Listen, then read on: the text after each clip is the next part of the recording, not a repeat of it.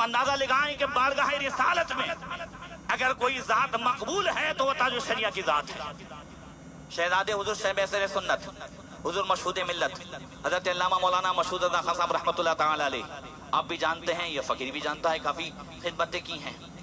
2015 میں حضور مشہود ملت کا وصال ہوا، حضور تاج الشریعہ نے آپ کی نماز جنازہ پڑھائی۔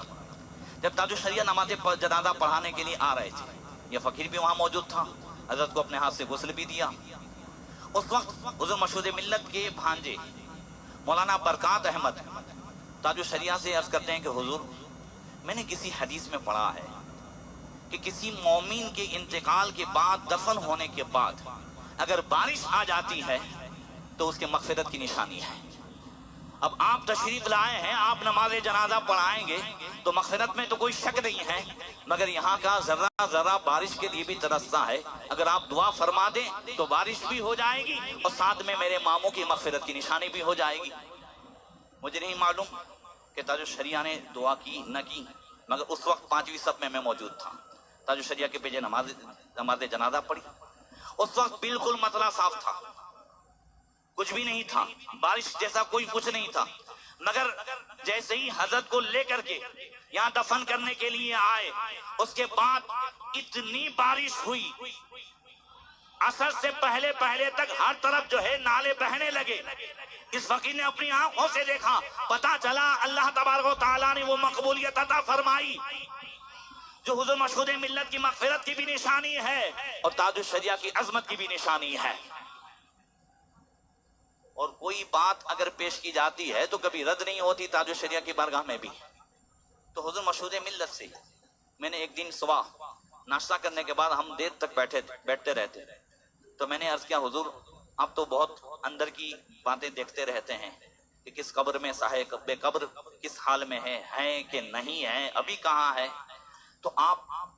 یہ بھی تو بتائیں کہ بارگاہ رسالت میں ہر دور میں تمام علماء میں کوئی ایک عالم ایسا ہوتا ہے جو سب سے زیادہ عظمت کا مالک ہوتا ہے۔ ایک ہوتا ہے مریدوں کی نظر میں عظمت، ایک ہوتا ہے بھائی عالموں کی نظر میں، ایک ہوتا ہے مفتیوں کی نظر میں، اور میں پوچھ رہا ہوں بارگاہ رسالت میں ذرا زور سے،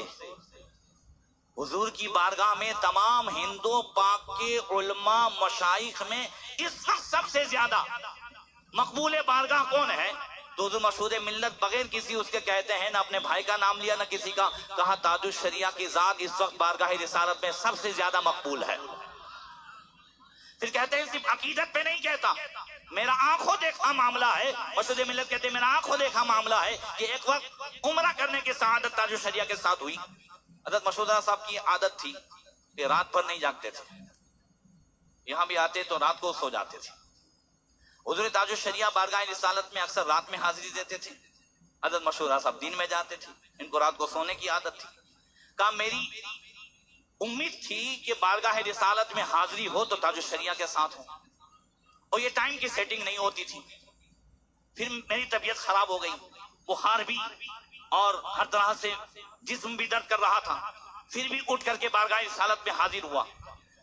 میری امید تھی اس وقت رات نہیں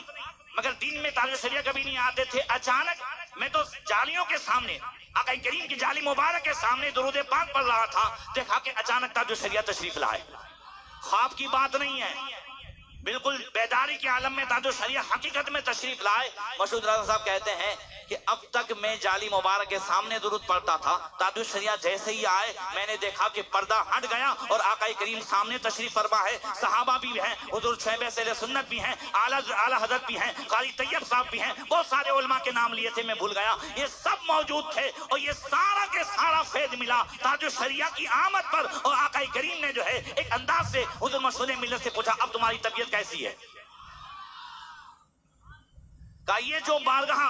میں جو مقام ملا وہ تاج الشریعہ کی آمد پر ملا۔ ان کی مقبولیت اس بات سے واضح ہوتی ہے کہ حضور کی بارگاہ میں ان کی مقبولیت کیا ہے۔ بحر العلوم حضرت علامہ مولانا مفتی عبد المنان رحمت اللہ تعالی علیہ، ان کے تعلق سے ایک پورا جو ہے بحر العلوم نمبر نکلا ہے، اس میں یہ واقعہ موجود ہے کہ علامہ پیشاوری